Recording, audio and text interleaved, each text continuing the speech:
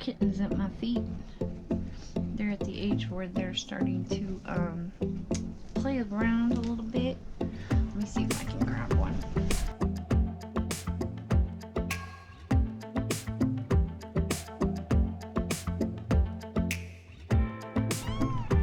Hi, say hello everybody. This is one of the striped ones. We have 3 stripes, 2 solid black, and 1 black and white one that we named Sloths. Okay, I'll give you back to your mom.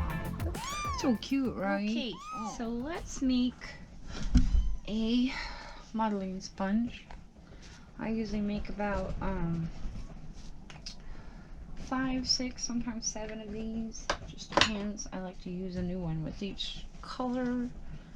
So pretty much my colors: blue, purple, yellow. This is like a usually red mixed with a little bit of blue, and the green. So you can use this many colors or less. It's up to you.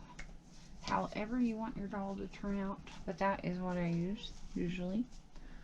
So the mottling sponge, I usually I tear off the corners, and these always, I stick them in a bow because these always stick to my fingers like this, and then I'll just like rough up the edges because you don't want any straight edges on your sponges.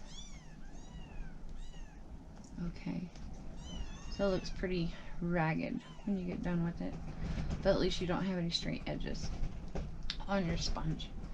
Then I'll take my tweezer and I'll just pull some hose out of it. Try to keep your holes close together and not really in uniform. Pluck it all over. You can make your holes large or small or however, and that's pretty basic how to make a mottling sponge. The wind is up, I am so sorry. Yeah, see, and that is how you get your little mottling design on your reborn.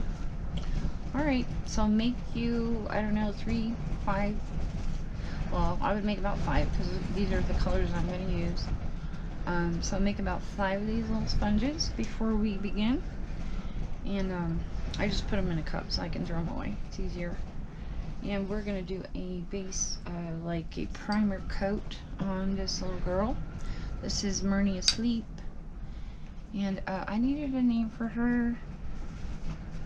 I didn't get any name suggestions yet. What do you think? I thought about calling her Lily. Maybe we'll just call her Lily. That would be easy for me to remember.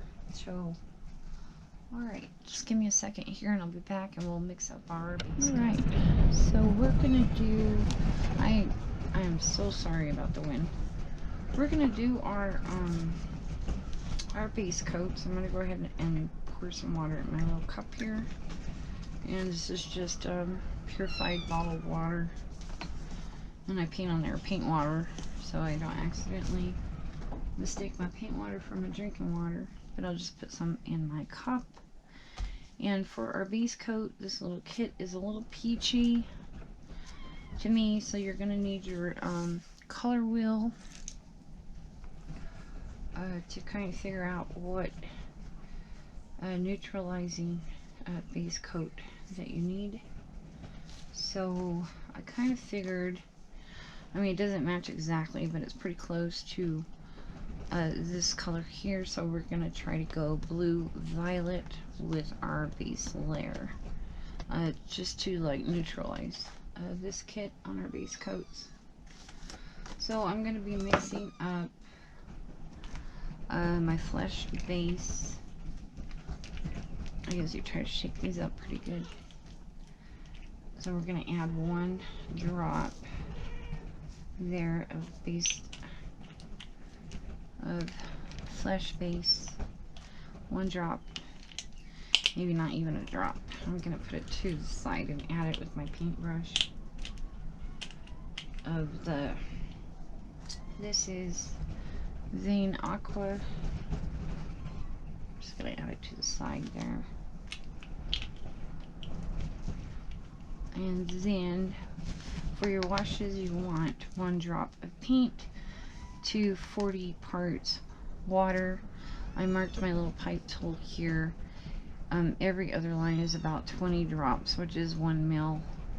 So if I fill it up to here, that'll be about 40 parts water to that 1 drop of paint there. So let me push it down and start over.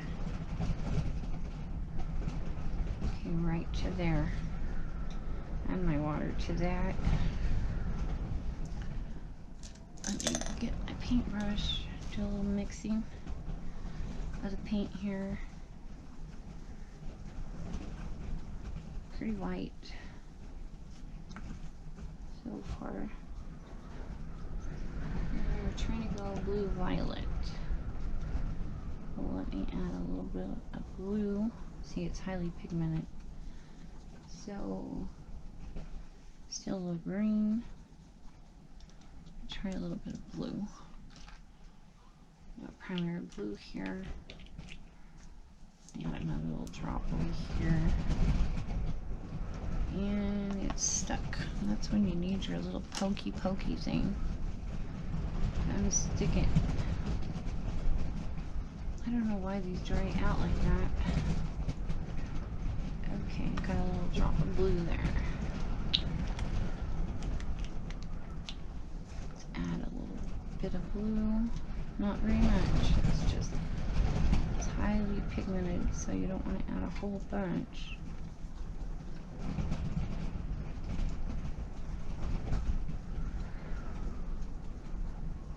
Blue violet.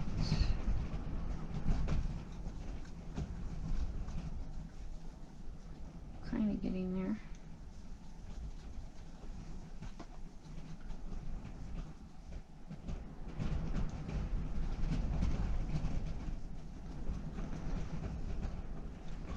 I'm going to add a little bit more water because I feel that is a little too thick.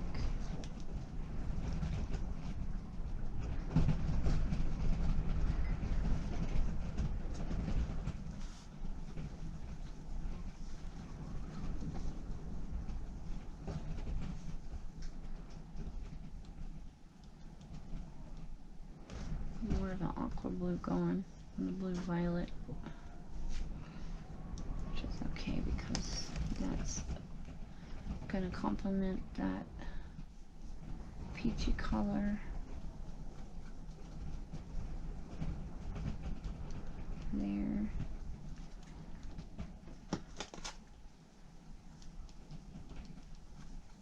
Right, I think that will be a nice color.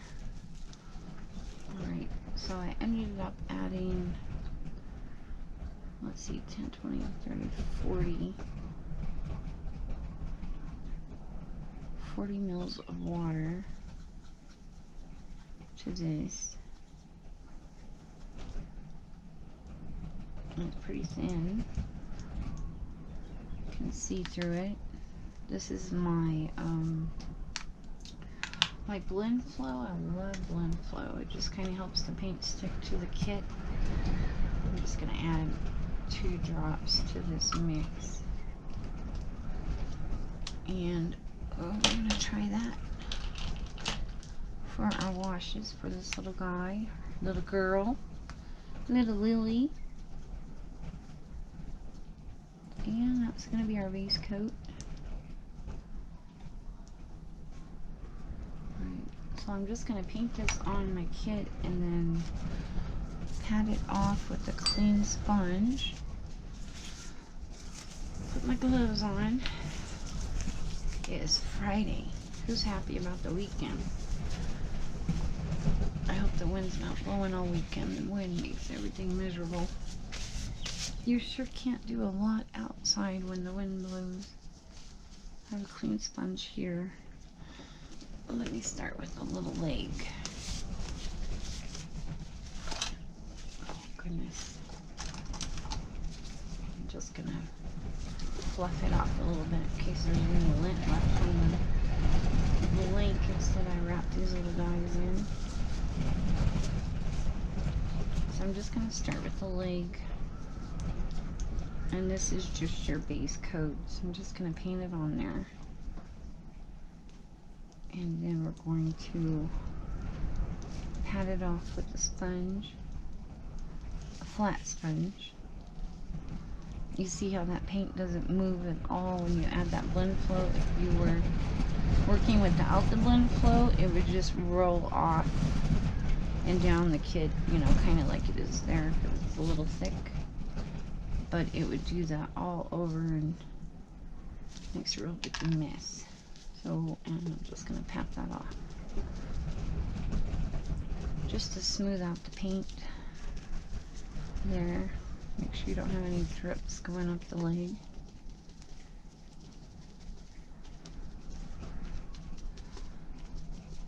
And you can't really see a whole lot of difference in the beginning, and you don't really want to see a difference with the base coat anyway. But don't get discouraged when you're painting, because you'll want to, in the beginning you're going to want to keep the paint on there, but it's just going to ruin your doll kit. And the thinner your paint is, the more realistic that your doll is going to turn out. You're going to have more 3D effect on your doll painting, as to caking the paint on there really thick.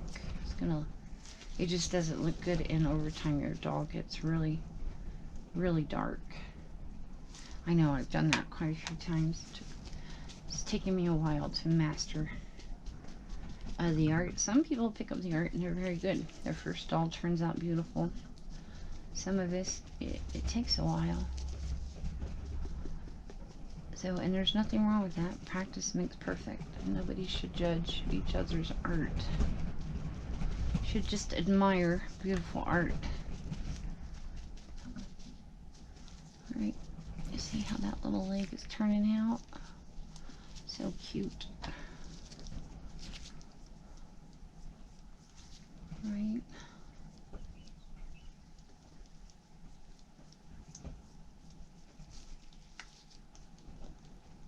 I don't know if you like to listen to music while you paint. I do. I listen to all kinds of music while I paint.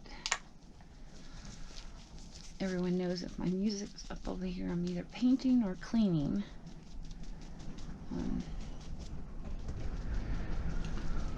Oh, what a sweet baby. Sweet little rose on this little kit.